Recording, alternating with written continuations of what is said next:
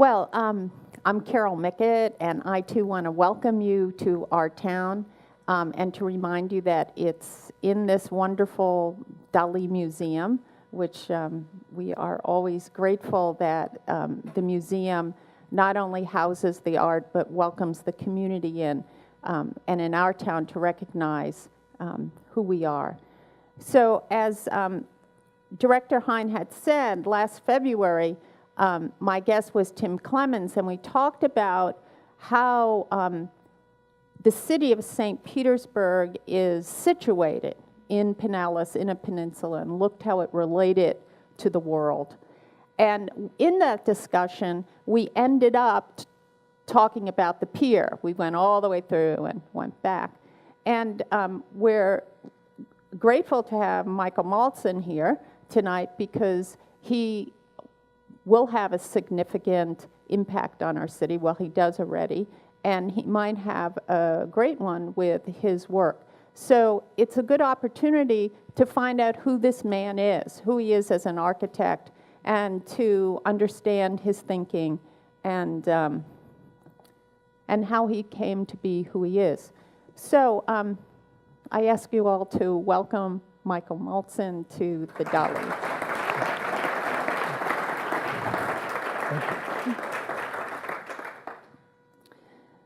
So the first question I always ask everybody, my guests, is how did you first come to St. Pete? Well, as probably people know, we were involved in a competition for the new pier, and we won.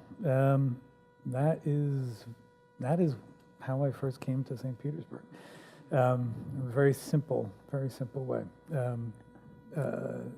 It's obviously become a much deeper commitment, but the beginning was that there was this extraordinary potential project in the pier that seemed to resonate with so much of what the city was communicating about itself, and that's a fantastic place for architecture to be in a real communication, a real dialogue with a city, its community, its resources, and how it is going to continue to form and represent its future. What was your first impression of our town? Well, my first impression being here was different than my first impression from having heard about St. Petersburg, which was, I had always heard that it was a quieter city, a smaller city. God's waiting room, we used to be called. Exactly. But what struck me and what has continued to be reinforced for me, what it continues to strike me, is that it's an incredibly dynamic place.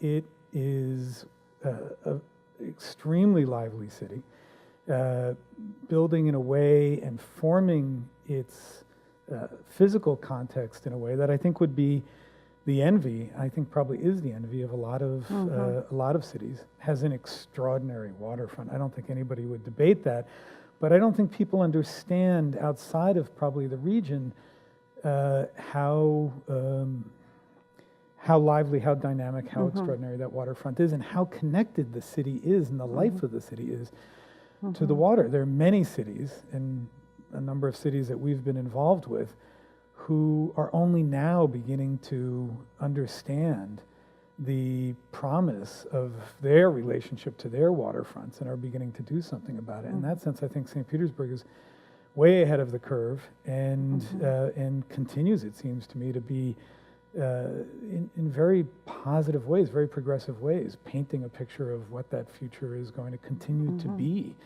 I can't imagine that the stories about St. Petersburg are going to be the same in 10 or 15 years that they've been in the past. You know, I think that your experience of St. Pete is very similar to a lot of people who weren't born here.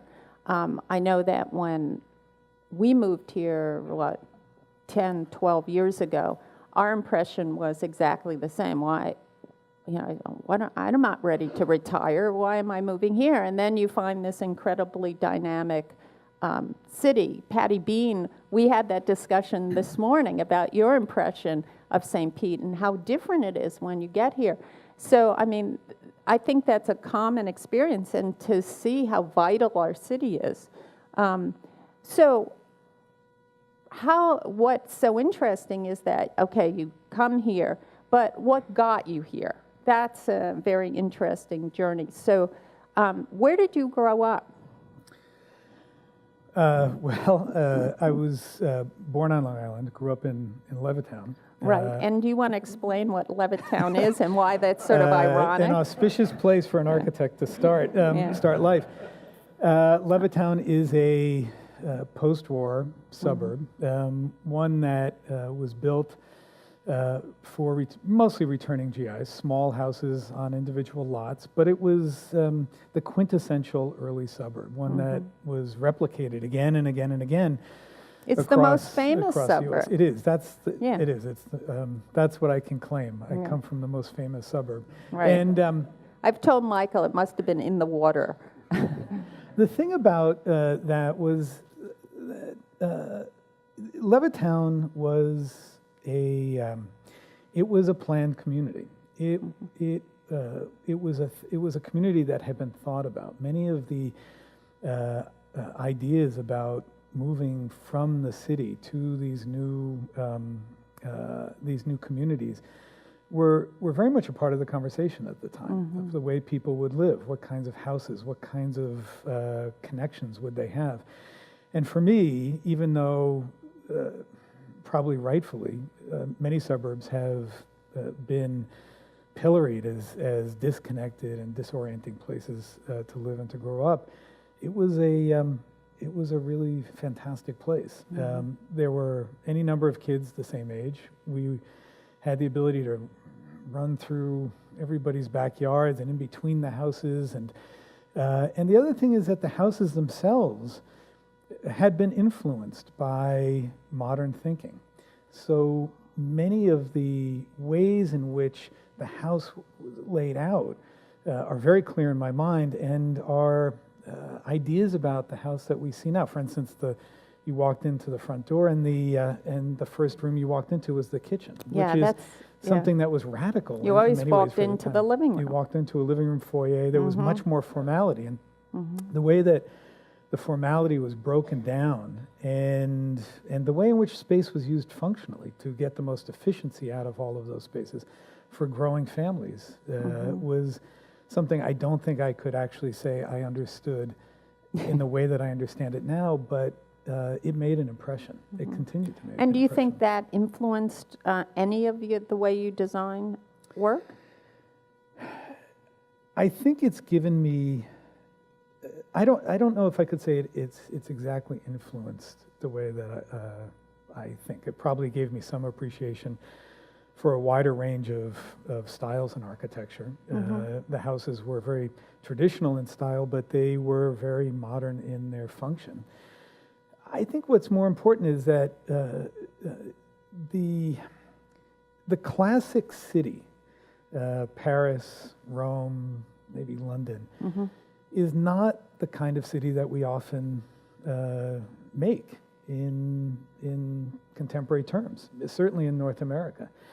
And trying to understand what is good in a place like Levittown, what actually makes it strong, how does it create and foster and propel community, are things that I continue to think about it, because if it can happen there, it seems like it can happen in very in much more challenging urban conditions. When I finally moved to Los Angeles, the irony was that the place felt very familiar to me.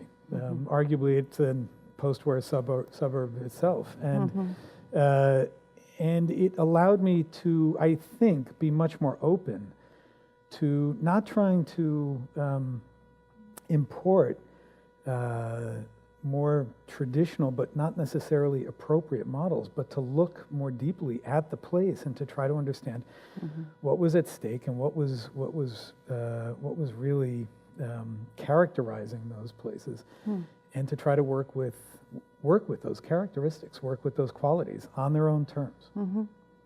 So where did you go to school? Let's say, so you go to high school. Aha. And then what happened after high school? Well, yeah, I mentioned this a little bit. I did not have a very significant high school career. I was one of those students. And so in the beginning, it was really questionable what I was going to do next. But I had been deeply interested. Really, the two things that I had done well at in high school, the two things that held my interest in high school, were drafting classes in shop, and they had a fantastic drafting facility, and art, and those two things, and being able to be in those classrooms and making something and getting reasonably positive feedback on what it was that I was making, continued to at least give me a glimmer that there was something to on the other side. Yeah. It was yeah, exactly. I started by going to a school, Wentworth Institute of Technology, which was a much smaller, in Boston, much smaller school, sleepier school at the time, for an associate's degree in architectural engineering. It was honestly like a certificate. It was the only place that was really going to take me. And it was there that it started to click, both in terms of the classes I was taking. For the first time, I was doing well. I was getting actually grades that I didn't mind mailing home. But the other thing was that there was a group of students there, and I think partially it was luck, who were there for similar reasons, with similar backgrounds and similar emerging aspirations about what they might be able to do.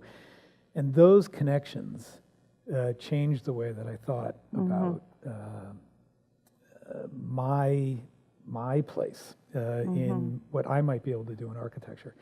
From there, after a year... But what's interesting is you go from high school, then you go to the certificate program, Right. and then you end up at Rhode Island School of Design, which is one of the best art design, and they have an architecture program, Yes. which you went in. But it's interesting that you could go from there to be accepted into It that was surprising to any number of people, my parents included. I fell in love with RISD because it was a place that, again, wasn't just about learning a specific discipline. That was important.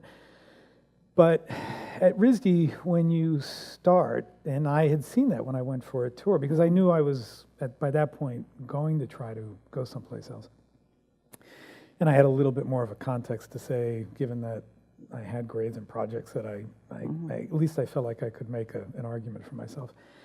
The foundation at RISD is a very particular one. It's, you apply to a particular discipline, whether it's painting or sculpture or glass making. Dale Chihuly was the head of the glass making program at the time at RISD.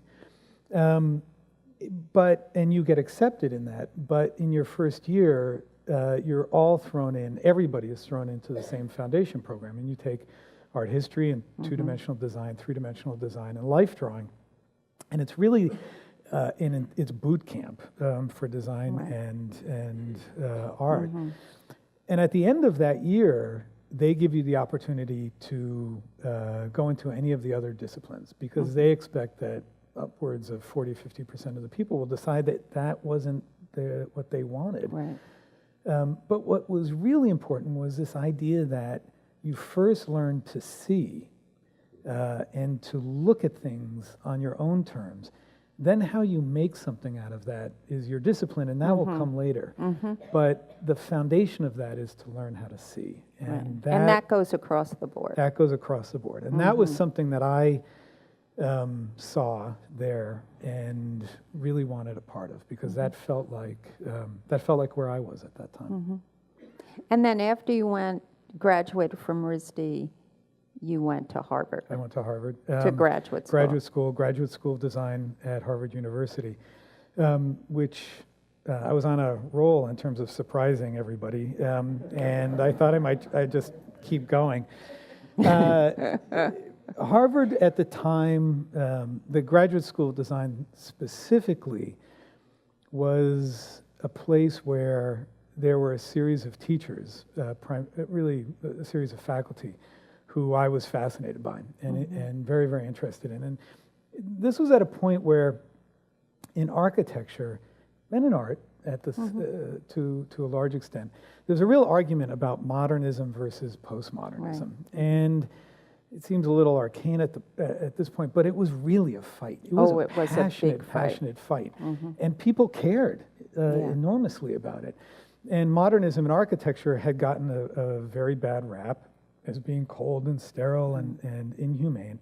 And some of that was true, but a lot of it wasn't.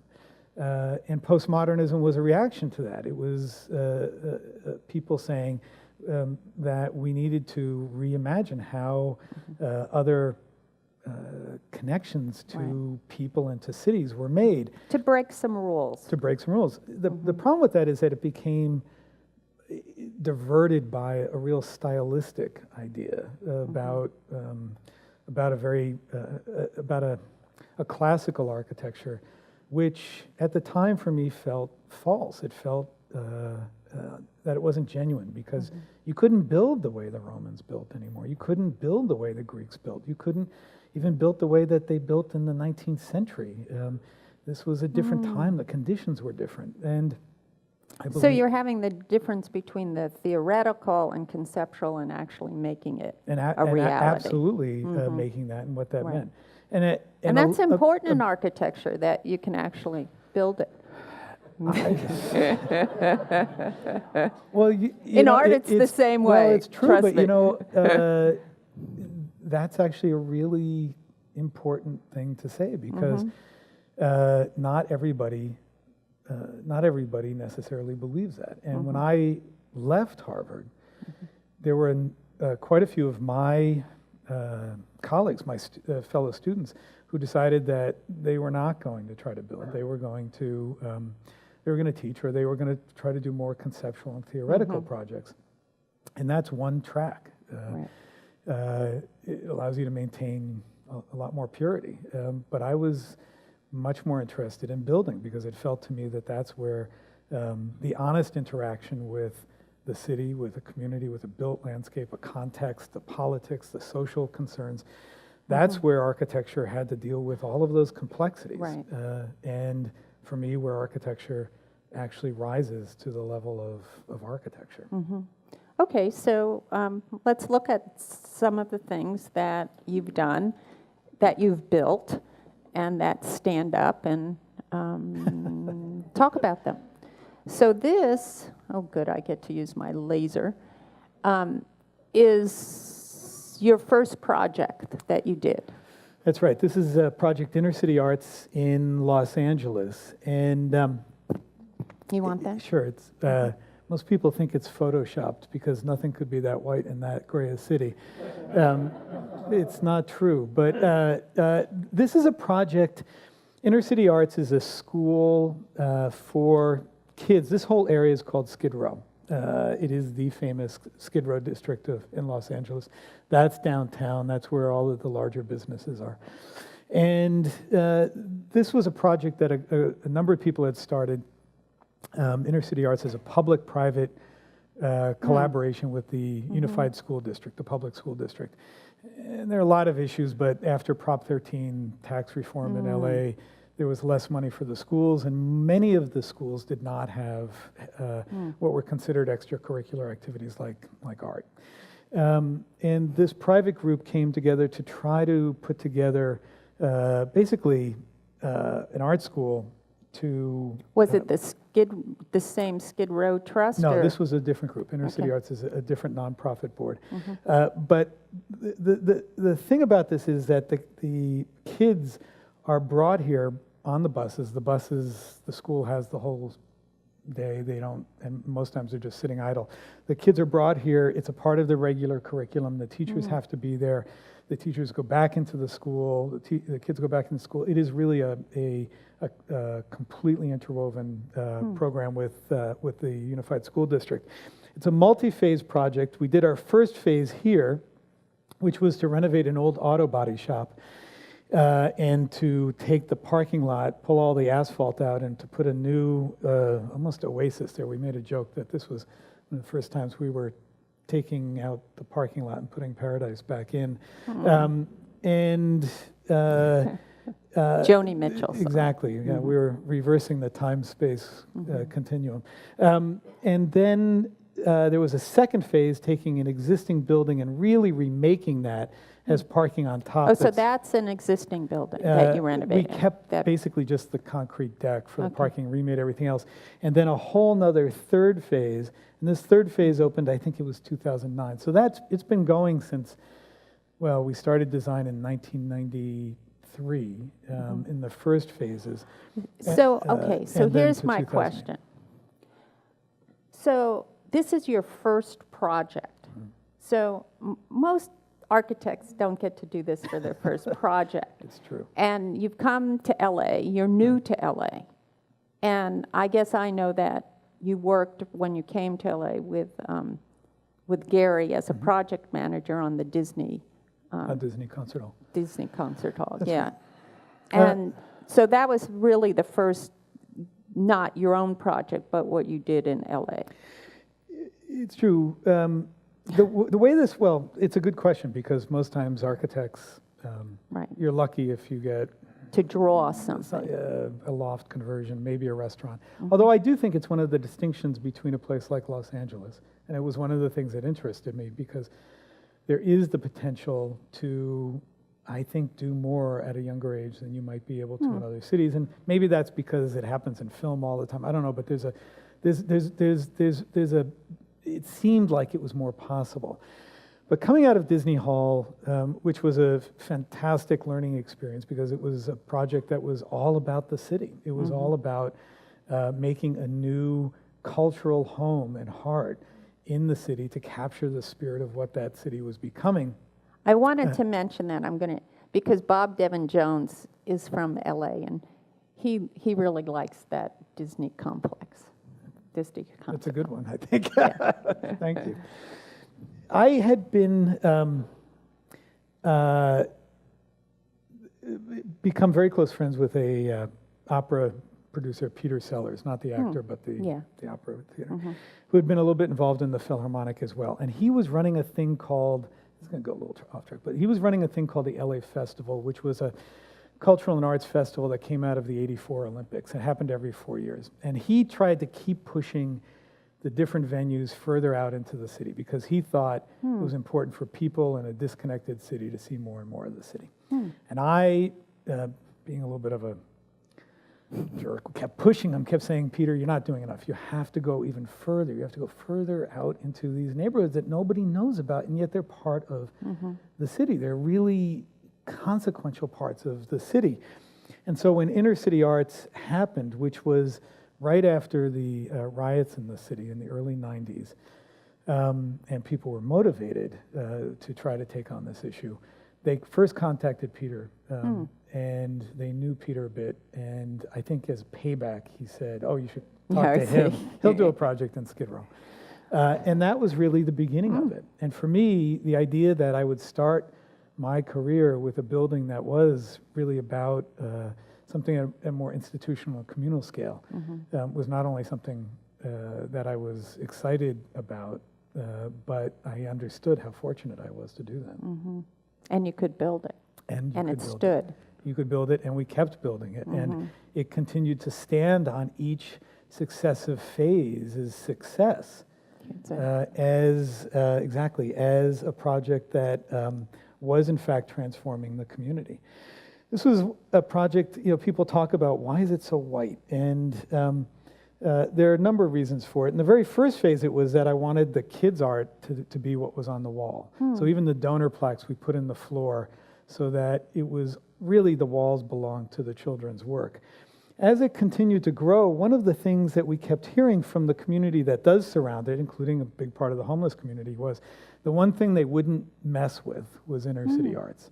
That felt like that was the ultimate transgression to move. It was the last little bit of hope. So And- it didn't get tagged Well, or and that anything? was the thing. I started to think, if that's true, then we should take them at their word and make something that felt very optimistic, felt bright, felt luminous in that context. And we'd see. And in fact, it has not. It has never been It's tagged. amazing. There's an interior courtyard image of it as you enter. Oh, I'm going the wrong way. Okay, so now we'll move to this one. So tell us where this is and what it is. This project happened very quickly after the first phase of Inner City Arts, and it was another one of these great fortuitous moments to do a project, again, at more of an institutional scale. This is a project, the Feldman Horn Center for the Arts at Harvard Westlake School, which is a very well-known private school in the city. So in a way, it was In LA. Yeah, it was the alter ego to Inner City Arts as a school in the poorest of neighborhoods, the toughest of neighborhoods. This is one of the most privileged of schools. The thing about this project was that it's a hillside campus, and there is no real public or community space. It's all a series of small little stairs and areas up through the hill. And the art department was completely dispersed across the whole campus. And the goal of the project was to bring it all together into one central hub. And in doing that, I felt like we could also make a larger public open space for the school community and have it surrounded by art. The building has a number of strong connections in material. The heights are all the same as some of the historic buildings that surround it. This tower is right adjacent to an older church that has a big bell tower made out of plaster as well. So it was trying to make a building that was more compositional in its contemporary forms, a series of rectangles and subtle curves that all stack up to create different views depending on which way you come to it. But it was also very much meant to tie together into that surrounding context. So was this this use of the rectangle, which in your early work we see a lot? These, like here in this one, you see the same thing, rectangles. Shepherd and residence, squares. right. Was this work that you did when you were at Harvard? Did this come out of that? It was. Well, I was trying to start my own practice, and I had worked for a number of, Frank, one of them, and for Machado and Silvetti, who were much more traditional architects and traditionally styled architects at the time. In Boston, a couple of other firms as well. You know what's weird is Gary's getting to be like a traditionally If traditional architect. if you live long enough, that's right. That's right. You become history. You're not Right. just messing around with it. I was trying to find out what was genuine to me as an architect, and I was certainly trying to test out how I thought different elements and functions and spaces needed to go together, but I was trying to understand where I sat aesthetically as well. And certainly my background coming out of RISD was influenced by a lot of art, probably as much, if not more, art theory and art history than even architectural history. Those were the influences. My friends were painters and sculptors and glass blowers and furniture makers, and those were the people who I talked to, and that had a huge influence. So I was very interested at this point in the way that composition would move with you as you moved around a building, that it wasn't one big facade that you were meant to stand there and look at, but that you, the participant, the person who used the space, who even just walked through on the way to lunch, were really animating the building, and that the way the forms would compose and recompose was really based on you and your participation in it, as opposed to just the architect saying that's the facade. It's also interesting, and we'll see this as we go along, the use of the public space. And I know that in retrospect you talk about this, but Levittown, what you say about growing up, how that connected community space was so important to that town and who you became. That's right. It wasn't the houses. Right. It was all whole, the space in yeah. between. This was the very first house I did. it was again around the same time. I got to do a ground-up house, the Hergott Shepherd Residence for art collectors. This was a project that is in kind of on the line of Beverly Hills, Los Angeles, on the hills, in the hills, very tight site. There's almost no yard. And much of the house was about choreographing how you move through from one side to the other.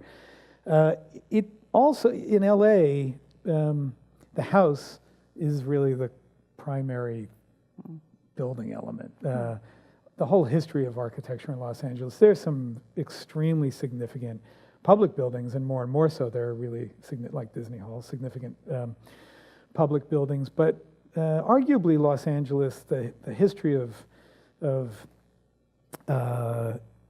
ambitious architecture in Los Angeles is really written in the houses, the history of the houses.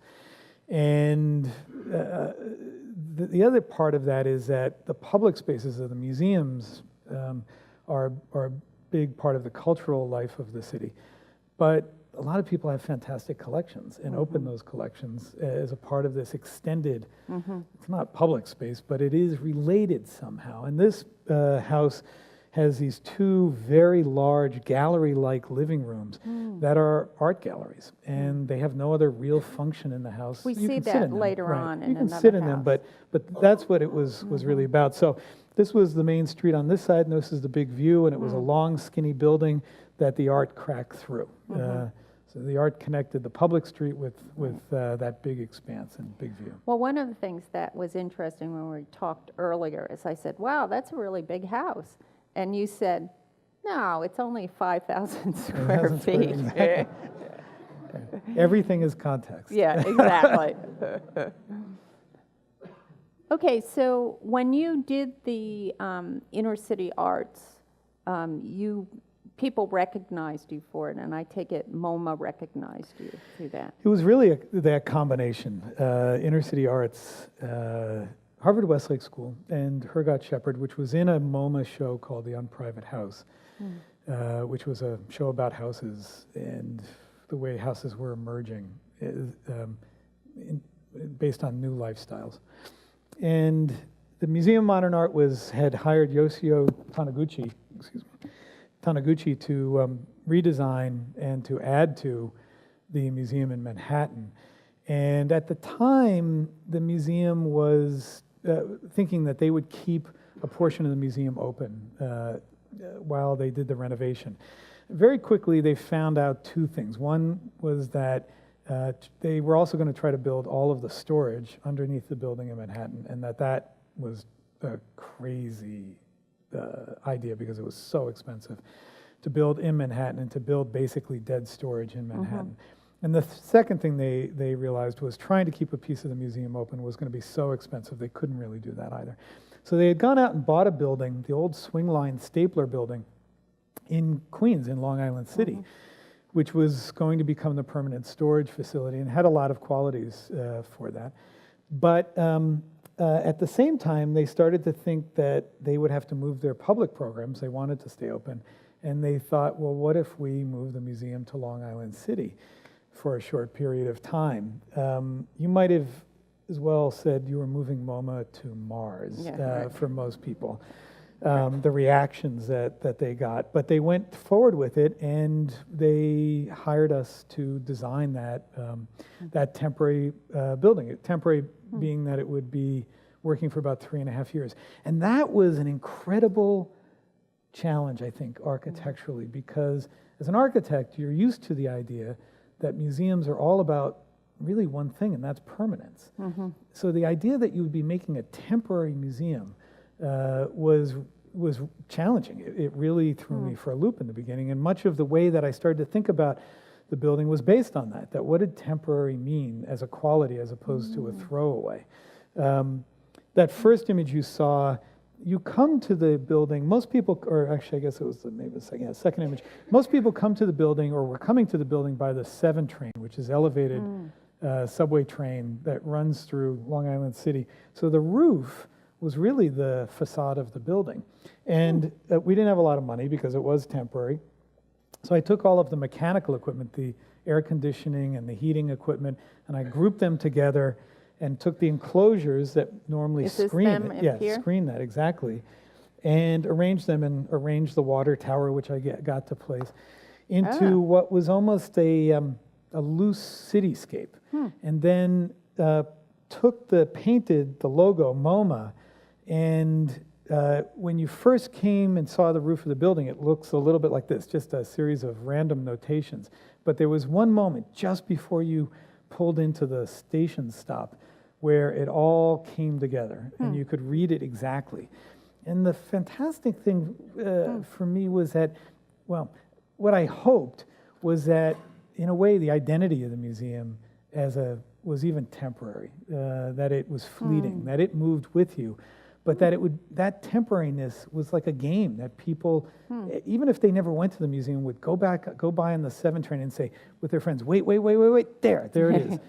And there it goes. And there it goes. And, Yeah. and that meant that there was at least a connection. Even if it was a nascent connection, there was some connection with the museum. And that's interesting that you played with the name, because names are things that we think of as permanent. Exactly. And that you broke the name up. Exactly. Very interesting. Okay, so this is the inside. This is the inside of the lobby, and I'm going to move on. that sounds good. Okay, so This is, we can move through these, but Yeah. this is a theater, 300-seat theater, actually for a museum, the Hammer Museum in LA. It's for film and television, as well as lectures and events like this. It's for Billy Wilder's widow, donated the money. I was trying to make something that felt in a contemporary form, like the old movie palaces, exciting to be. That's a part of the beginning and the end of the movies. except as you did admit, there's no organ that comes No, up. we didn't have the organ. Okay, now this building is The, really an New Carver interesting story. Apartments. This is a part of a project that I think of as a larger project. Not just when I refer to it as the project, it's not just this one building, but it's a series of buildings. We're now on our third. And we I see think a we'll picture of the that third. later. For an organization called the Skid Row Housing Trust. And the Housing Trust knew about our work with Inner City Arts. They're around the corner.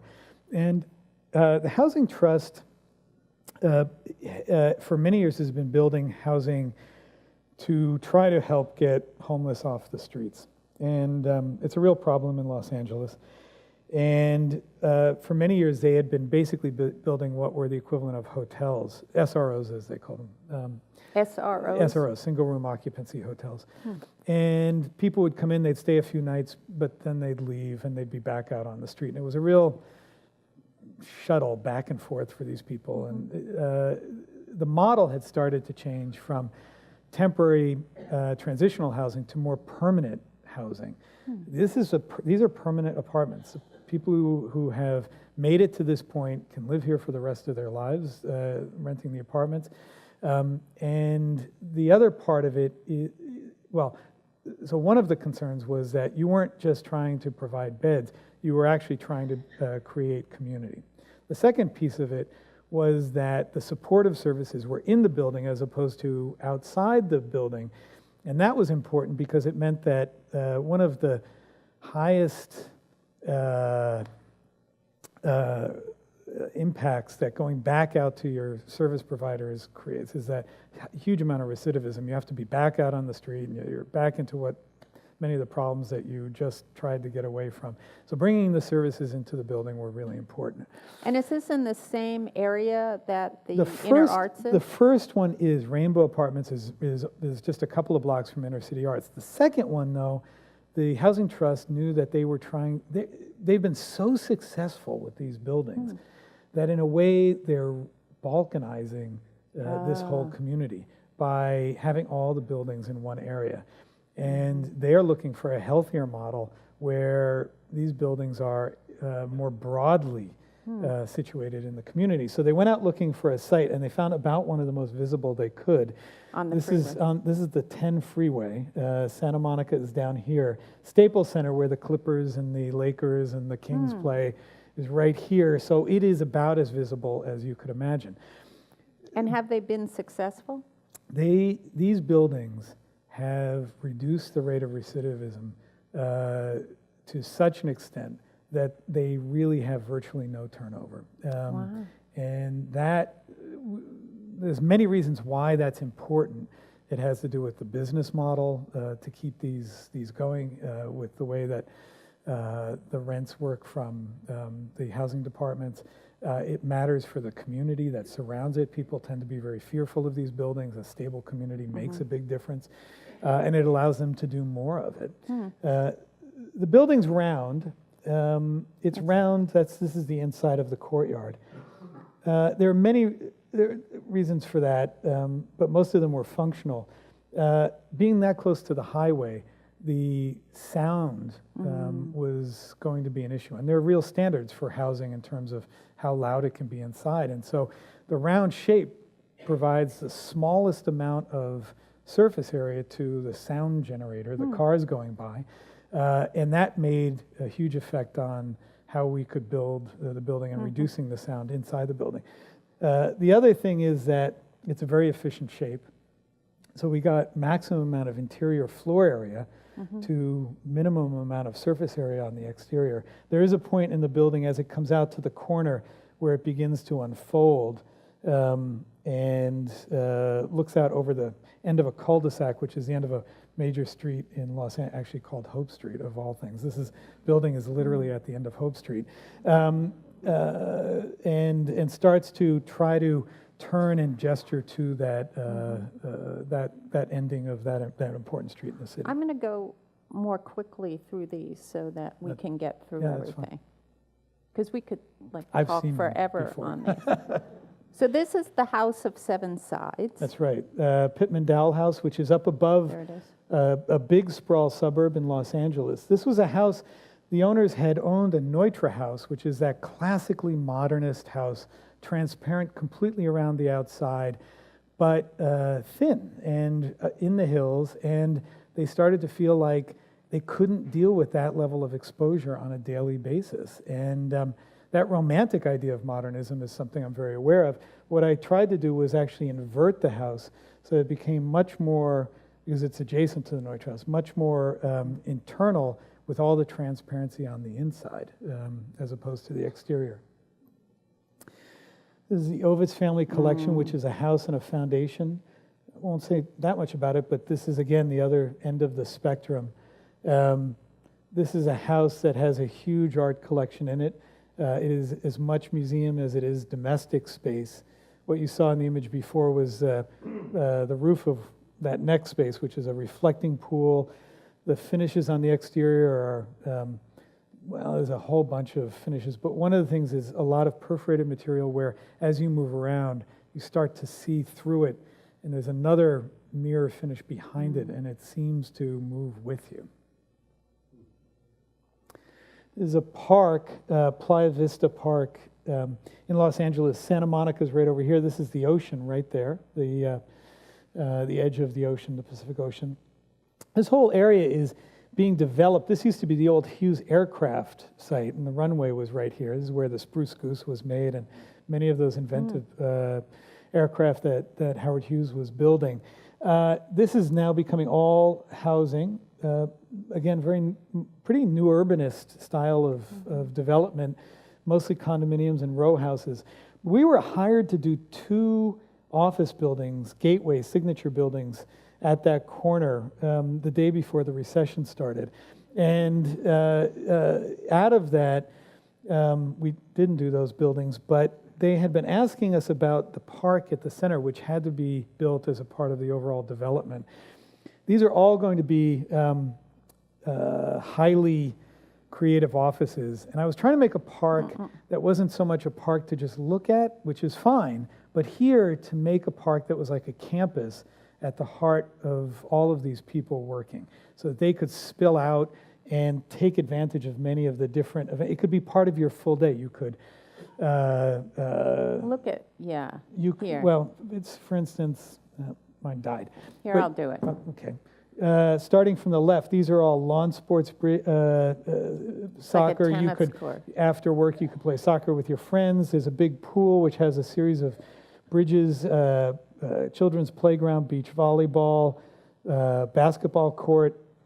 is a large amphitheater, sloping lawn with that fabric structure that glows at night. And what's all this? The first round these trees will get much larger. Shady sports for, there's bocce, there's table chess, there's horseshoes, and then horticultural gardens, which is a little bit earlier, but is like a botanical garden where you can take horticultural classes. And there's water that runs all the way through it, these big pools that look like black areas. And that's a part of the sustainability program. The groundwater was heavily contaminated from all of the manufacturing years ago. And we take the groundwater up and pump it through those different bridges and pools and clean it using the biofilters, and then pump it back down. So the park is, in a way, a big cleansing organ for this part of the city. Okay, I'm going to go, ooh. Okay, because this is part of the, that Skid Row Trust. This is the last project right now that we're working on. It's in construction. It'll be done in June. This is a project that I think is really moving the bar at a number of levels. This is back on Skid Row. The lower level of the building is a one-story existing building, mixed-use building, shops. And the trust has been wanting to do mixed use for a while because they want their buildings to have a ground floor that's really part of the vitality of the city. So we took an existing building and saved it, which is new for Los Angeles. And then we built a new concrete tray up above, and all of the housing units are prefabricated, that's up there, prefabricated units. This is the first multifamily prefabricated housing project in Los Angeles. And those all were trucked in. We were stacking 10 at a time at the outset. But what it also creates is that in-between space, which is a whole social space for the community, as opposed to the courtyards in the past. This is this big terrace that has basketball court, walking and jogging track, yoga area, community, really large community garden, community kitchen. How many people would live in this? 102. And would other people be able to use this area, or just the people in the One building? of the reasons why that whole second terrace is as large as it is that in many of the earlier trust buildings, they didn't build supportive services in, and they've seen how effective it is. So this building will be the first one that supports a number of different communities, as opposed to, for instance, Carver and Rainbow, which we didn't show, which were more specific to the building itself. Okay, I'm going to skip that one. I'm skipping this one, and I'm going to this one.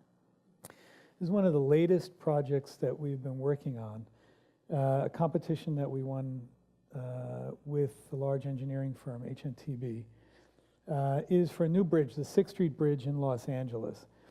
It's called a viaduct because it's so long. It spans the LA River. This is a project that, for many years, infrastructure in a city like Los Angeles, I've said, are really monocultures. They only do one thing. You get on the highway, and you go, and you get off the highway. But these are huge structures in our cities, and if our cities are going to continue to be sustainable into the future, we have to find ways to leverage these types of projects to do more. Infrastructure has to be a multiculture. It can't be a monoculture.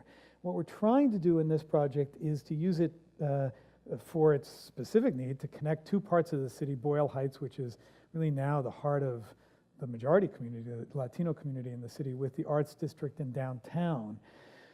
But it's not just about crossing, it's also about the bridge being able to, the viaduct being able to connect what's below. It's 3,500 feet long, 3/4 of a mile, and it's meant to be able to connect this whole lower parkscape, and also on either side of this park that will be a part of the project, there is some residential, and there's also an industrial area that the mayor has proposed as a new green tech corridor, and they are looking to have green businesses start to locate on either side of this bridge. So connecting to that and using it as a way of stitching together many communities and economies and politics and social organizations in the city is something that I feel like infrastructure should be doing. And this has both the automobile, the bicycle, the Pedestrians, and you can see even you can walk. The structure isn't just holding up the bridge, but it's the way that you get up. Yeah. And you can even get up higher so that you There can it see is. out.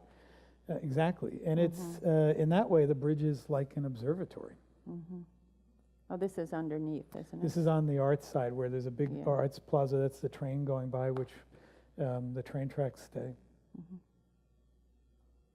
Okay, so now we're going to look at our St. Pete project. Exactly. Okay, and do you want to use, is yours Maybe- working? I don't, Here, here, no.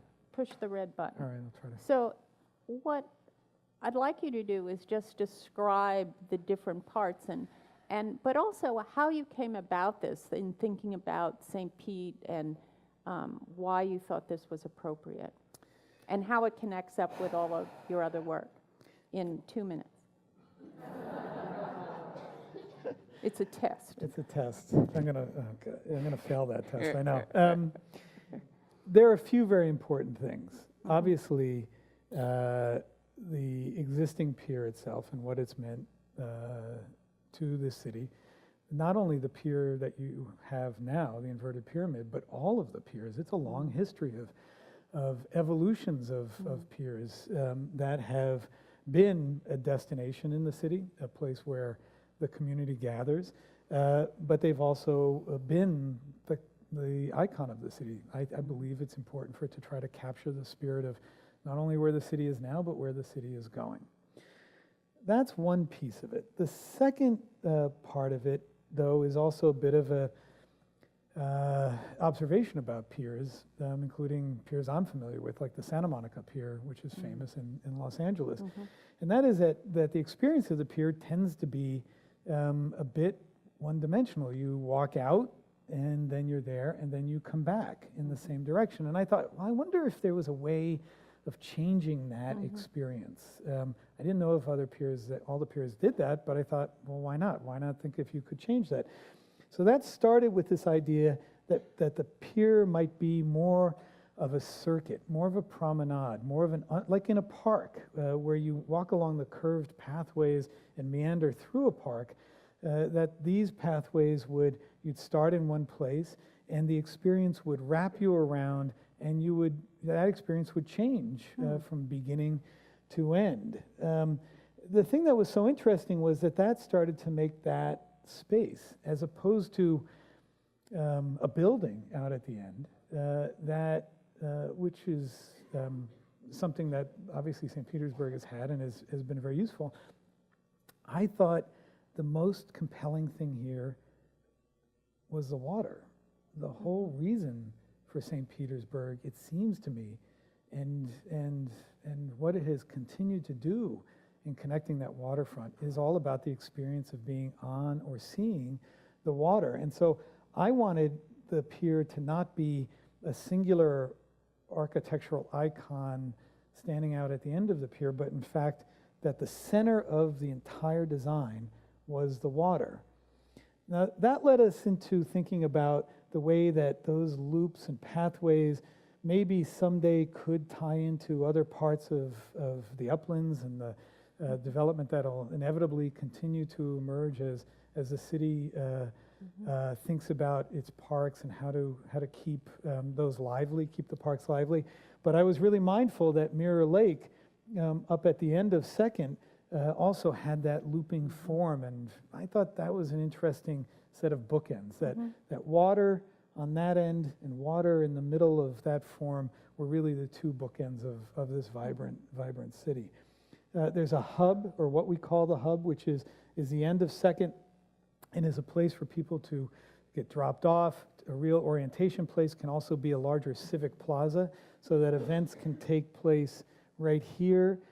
We would create that in such a way that events and festivals could use the infrastructure that we would put into place. So it really was an armature for larger festivals. But as I'm sure everybody knows, there's a restaurant right at this beginning of the pier, and the Columbia has raised their hand to be involved, and I can't think of a better partner because the Columbia has been such a significant part of the life and the stories of the pier, and to be able to have that continuity right at this point where now you're not only being able to see back to the city and out over the water, but see the pier itself, and to put all of the pieces of that waterfront together, I think could be, I believe is going to be a fantastic place to meet friends and to be at that restaurant. Do you want to, Sorry. You can do it. I'm way over 2 minutes. This is the slide that shows schematic of where all This the is pieces are. this is a schematic, and it begins to give you a sense of a series of different opportunities out at the pier. Most of them, or a large number of them, are opportunities that exist at the pier now. We've heard from people as the process has been going on through all of the meetings that these are essential parts of the experience of And the what pier. activities are And those include obviously some of the larger okay. there we go. Community functions, access to Spa Beach, the restaurant with the Columbia, all along the main pathway, what we call the Overwater Bridge, jogging, bicycling, rollerblades, strollers, a series of breakout areas that will be shaded so that you don't have to go all the way out onto the pier, or there are moments along that walkway where you can get shade and view and can sit down. Practical functions like restrooms at a number of different locations along the pier. What we're calling the marina at the center is an area right down on the water where non-motorized boats, it's possible to put motorized boats there, but the community has significantly talked to us about wanting this to be a quieter space for sea kayaks and sailboats. This has a wave attenuation wall around it so that it should be a much quieter part of the water. We've been working with all of our engineers and engineers in the community on this. This is the gateway out. As you start walking along, that area also has a bait shop. This is an area for fishing in the larger center of the pier. I'm not hitting everything, I'm trying to just hit the highlights. As you walk out, the canopy starts to rise, and there's a large covered public area out at what we call the promontory. It's the farthest point out along the pier. There would be a cafe that most likely would be operated by the similar restaurateur. That's a more flexible space for cafe-like functions, going after having drinks with friends, Sunday brunch, but it can be a staging area for larger community functions like weddings or dances or performances, concerts. Yeah, I'll keep going. You see that the end of that structure, there's also a pathway that leads up and around the bowl, so you're able to start getting higher, jogging and running, riding your bicycle up around the inside of that space. There's a large cutout that we have referred to as the bay window, because really from there you are looking out on the bay, both at the lower level of the pier and the promontory, but also from this elevated walkway, which then cycles back and creates the higher bridge, which is just pedestrians and bicycles, no motorized vehicles, that connects to the roof deck of the restaurant. So that can also be used as a viewing platform.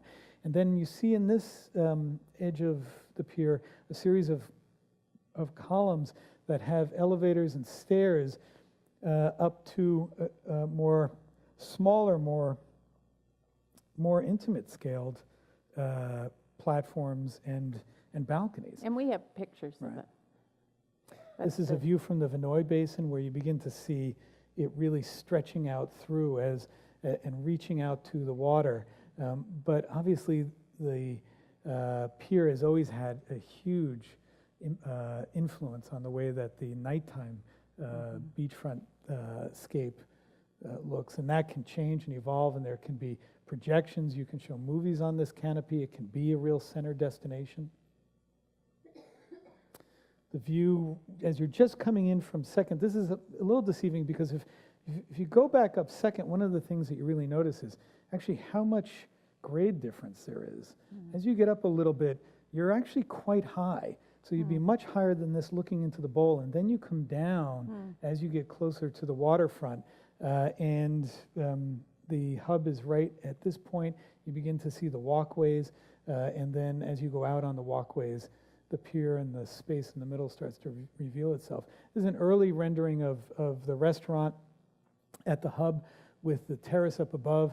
This we would be working with the restaurateur, if it is the Columbia, to tailor that space more specifically to the restaurant. But here I think you begin to get a sense of the opportunity for indoor and outdoor dining, which they're very excited about, views out to the water, to the bay, and to the pier. This entry, that arrivals plaza, a restaurant behind it, the electric trams that can drop you off and then take you out onto the pier itself. Some of the activities, again, jogging, walking, fishing. What's interesting is by creating those two different heights, as you're walking along, one of the things that we're excited about is as people are walking up above, that you start to see each other and you start to communicate with each other. And even if it's just seeing other people taking pictures of their friends with the city in the background or with the pier in the background, you're a part of that experience. The center of the center of the marina, the center, fishing along the marina, view to the edge, the promontory. These are steps which go down to the water, creating a smaller amphitheater-like space for 100 or so people. We really think of these as being a place where the docents and teachers will talk about what is in fact at stake in the ecology of the bay. Obviously, you could have talks and performances, but these are really learning steps for those school programs as much as anything. The bay window, the cafe and restaurant, which is elevated slightly along this edge, which is out at the pier's edge, those balconies, the gelato shop, which we've always talked about as a nice destination for parents with kids. Looking back to that canopy, to the bay window, the bicycles and pedestrians crossing through. And then the balconies on the other side of the canopy looking out over the water that I mentioned. The pier as a whole is really a space for the community. But one of the things that I've heard again and again and again are people relaying their very personal stories of what the pier has meant and what their memories are. And so many of those memories are themselves as a child with their father or mother, or with a grandparent, or meeting their husband or wife out at the pier. And that's a space that needs to be accommodated as well. That's one of the goals, that the pier is for the entire city and the region, that it has the scale for groups like school groups or 100 people, but it also has the scale for a couple of people, for you and somebody from your family. And that's part of the responsibility of the pier, to be able to be a real armature to support that wide range of experiences. I think there's one more. And there you are looking back at the city. That's right. Bringing you back. You're making your own postcard, Yeah, which we all do on our phones now. Okay, that's the last slide. Right. Too bad. Before we end, I would like to ask you about what else you're doing.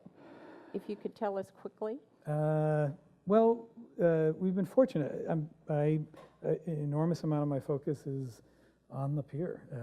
If you came to the office, you would see right now 4 enormous models, that each one from here probably to the end of the stage, all stacked up as I'm working through variations, trying to tune the right relationship between the engineering needs and the functional needs and the aesthetic needs of the pier. Because you have a huge team working on There this. is a huge team. There's a misnomer that I'm doing it all, and I'd like to dispel that sense. No, as an architect, that's one of the realities of architecture, that these projects only happen with a broader team.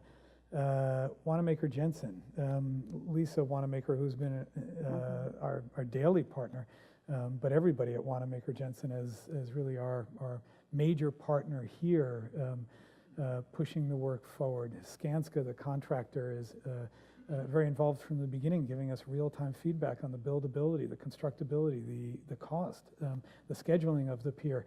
There are structural engineers, there are civil engineers, there's ocean engineers, there's lighting engineers, mechanical engineers. That whole team is working, and that's one of the things also. We started with an early vision, a concept in the competition of a direction that we felt made sense to go in. But all of the work we're doing now, including much of the work in the community, is about trying to take the input that we have gotten from the community and weaving that into something which can stand the test of time and all of its responsibilities. Well, then, I guess that's a good time to take questions because of input from the community. So who has a question for Michael about architecture and the way of the design of the lens and community building and so forth? Yes, could you stand up? There's a microphone coming so we can record this. Could you just say your name and... Yes, thank you for being here. I'm Ann Drake McMullen. Two questions for you, maybe you could answer. The first of which, I'm going to take you back to probably your first sentence. I happen to be of Greek heritage. You started off saying you can't build the way the Greeks and the Romans built. So that's just a question. I don't understand that. I'm a layperson. So if you'd answer that, and then secondly, what's the longevity of this pier? I mean, we're now, I think, in our third or fourth pier. What's your expectation of how long this life cycle would be? And thank you for being here. Well, the second question first. We're really looking for this pier to have significant longevity, and we're hoping 75 years or more for the pier. And much of what we're trying to do is to learn from what has happened in the previous piers, as well as other ocean structures. And there's been a great deal of progress in understanding what those concerns are, but it even includes things like trying to understand how to make the utilities easily accessed, so you don't have to do it from under the pier, but you can do it from on top. And so all of that is to lower maintenance, which has a huge cost for the city, but also to prolong the longevity of the pier. The first question is, it's a very interesting question architecturally. Why can't we build like the Greeks or the Romans? They did it pretty well, and they figured it out. But there are a number of reasons. Some of that is functional and pragmatic. We don't live like that anymore. Our societies and cultures don't look like that anymore. We have different relationships to each other. A democracy looks different than the political structures of not only those places, but the social structures that came about because of that. And there's also practical concerns from economics standpoint. You could build a stone temple, but the costs of that, the material for that, probably one doesn't have the same level of sustainability concerns that we have now. How do you heat and air condition a temple like that? And how do you just physically build with that kind of material, given that the way that we build now and the economics of building now have changed and shifted so significantly? All of those are part of the way that not just architects or engineers or builders, but as a culture, as a culture, we decide to build because, in a sense, all of us have some say in the economics, the politics, the scheduling, all of those components that go into those decisions. We, as a culture, have chosen to be in a different place.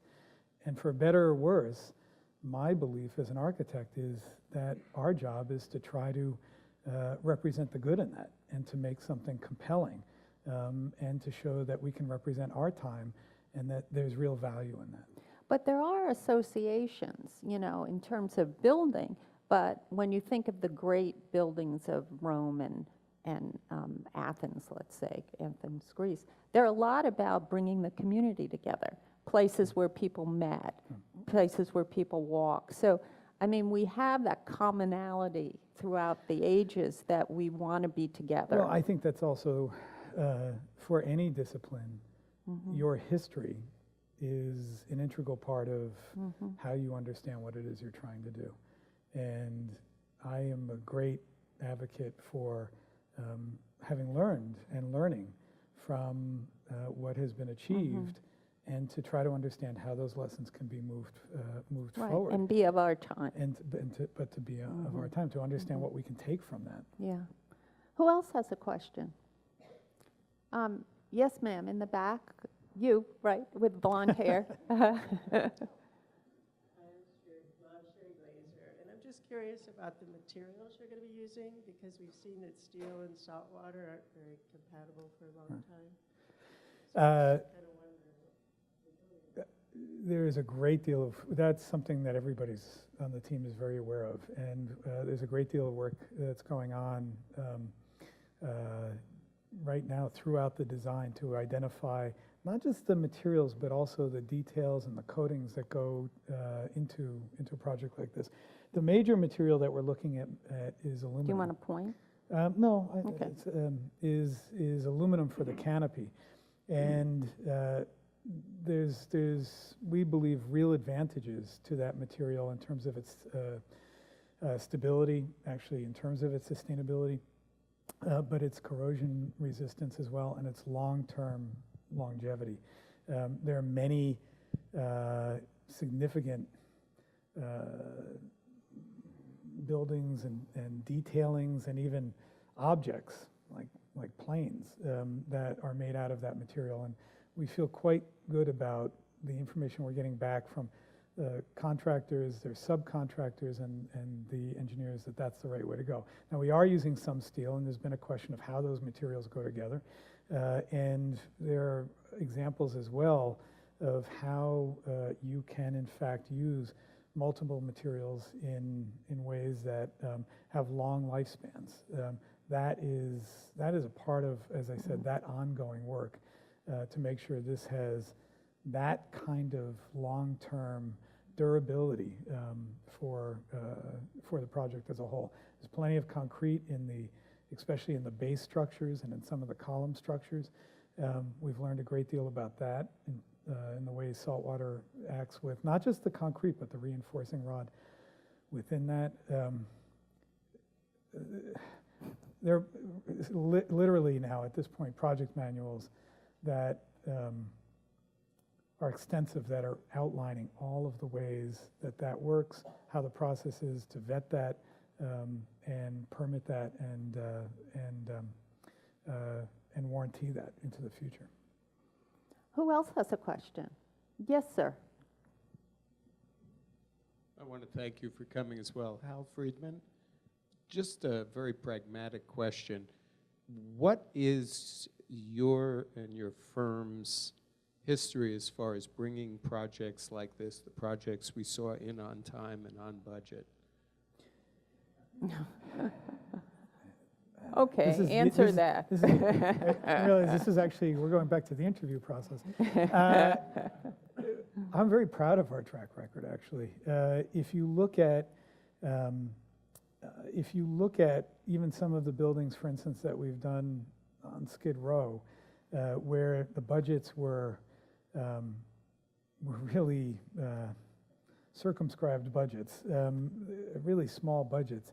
I think we've achieved a great deal in those projects. MoMA, a temporary building, there wasn't very much. I think we achieved a great deal. But in all of those projects, even in the projects that are the most well-funded, the ambitions, that large house, the ambitions in those projects are always greater than the budget ends up being.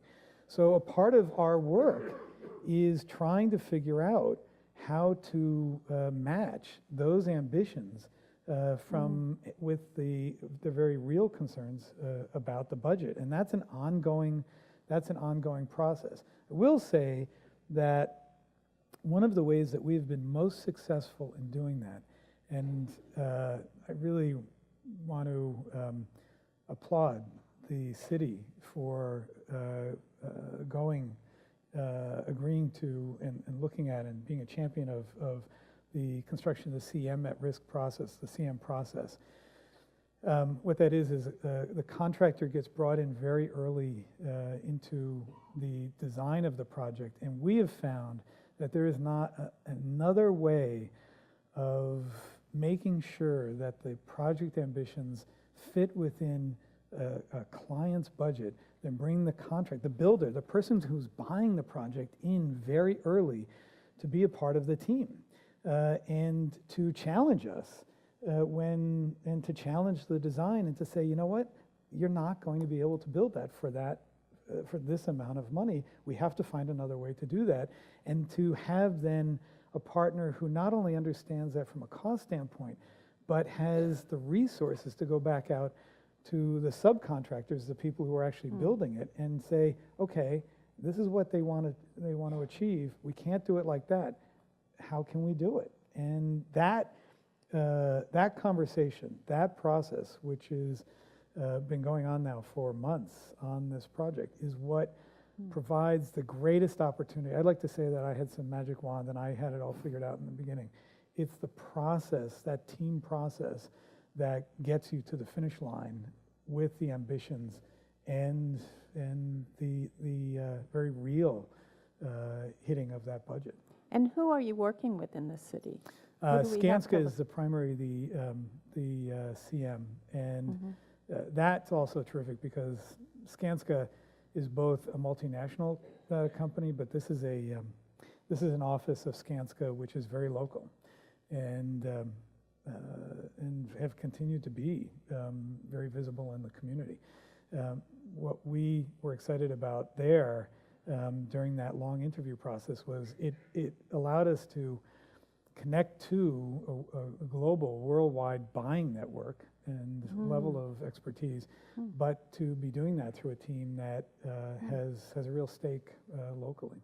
And who do you work with in the city government? Well, a number of them are sitting here. The mayor certainly has been here day one, talking about what this means and That's his job. It is true. It is true. Well, he's doing it. Yeah. And has been a real partner in saying, this is what's at stake, and this is what the history has been. This is where the concerns are.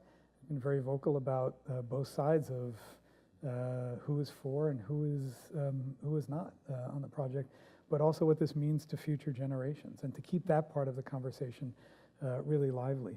Raul Quintana, who is right here from the city, Chris Balestra, who is here from the city. I didn't see anybody else, but I'm sure there are other members, have been our day-to-day partners. So in they the project. work with you all the time? Whether they like it or not, they are on the phone. This is a project where, this is not something where, I know I'm here once in a while, but we are here more frequently, other members of the team. Members of the team live here, and we are on either phone conversation, technical conversations, computer conversation. We're talking hourly on this project. There are people, I don't know what time. Well, it's good. There are people back there right now Yeah. working on this project. And that's, when you do a project, people see a final result or a plan, but we often don't know what all that goes into That's right. making it. And That's right. so it's interesting. That's fascinating to know that there's so much that happens. There's no way that you could make something complete that was of this much importance and that had as many components to it as the pier does, and believe that you had solved everything in a couple of months. This is a project that will go all the way through construction and will continue to be evaluated as each of those iterative steps are made. It is an amalgam of a series of um, ideas and ideas and resolutions that add up to eventually what the pier truly is. And as you said As any earlier, project is. the hope is that you can build it. No, we will build it. Okay. Well, I'm getting a signal from the back that it is time to, it's 8 o'clock. So the museum does close at 8. So we should end here. And I want to thank you so much for coming to the Dali Museum and to our town, and to invite you back in March 28th for our next Our Town. It's always the last Thursday of every month. So thank you very much.